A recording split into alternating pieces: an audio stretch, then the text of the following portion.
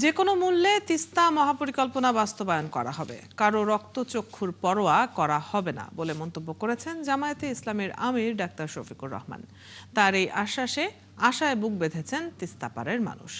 একই সাথে দ্রুত বাস্তবায়নের দাবিও জানানো হয়। সহকর্মী বিজয় চক্রবর্তী ও শামিউল হক পাটোয়ারির তথ্য ও ছবিতে প্রতিবেদন। চীনের দুঃখ যেমন হোয়াংহো নদী, তেমনি নীলফামারী ও লালমনিরহাটের মানুষের দুঃখ তিস্তা।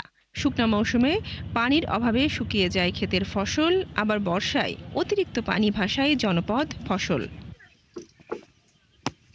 তাই দীর্ঘদিন থেকেই তিস্তাপাড়ের মানুষের একটাই দাবি, নদীর পানির ন্যায্য হিস্যা।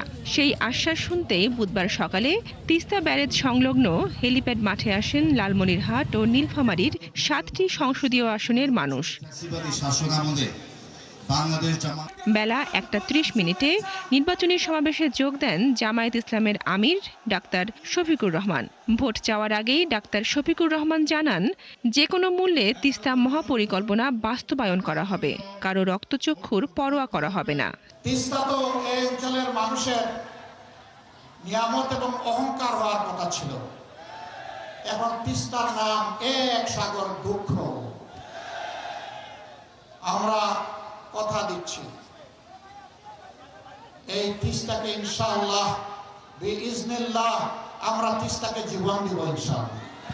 জামায়াতে আমিরের এই বক্তব্যে তিস্তাপাড়ের মানুষেরা জানান, দ্রুত বাস্তবায়ন করা হোক তাদের দাবি।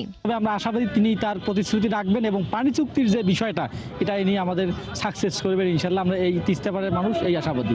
এই ন্যায্য হিস্যা হয়ে গেলে আমাদের তিস্তাপাড়ের মানুষ শুধু নয়, উত্তরাঞ্চলের সমস্ত মানুষ এই পানি দিয়ে তাদের যে কৃষি চাষাবাদ এটা সুন্দরভাবে করতে পারবে। আমরা এটাও আশা রাখি যে আমাদের উত্তরাঞ্চলের ভাগ্য পরিবর্তনের জন্য তিস্তা মহাপরিকল্পনা বাস্তবায়ন যেন জামাতের মাধ্যমে হোক আর যে কোনো সরকারের মাধ্যমে হোক, আমরা যেন পাই।